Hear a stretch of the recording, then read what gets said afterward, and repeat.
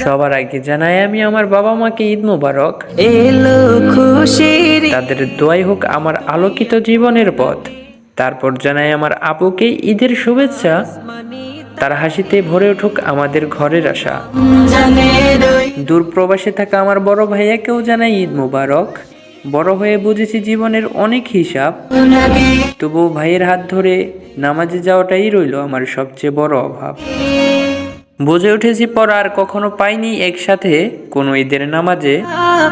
ভাইয়া তোমাকে কাছে পেলে হয়তো বা পূর্ণ হয়ে যেত আমার ঈদের অভাব।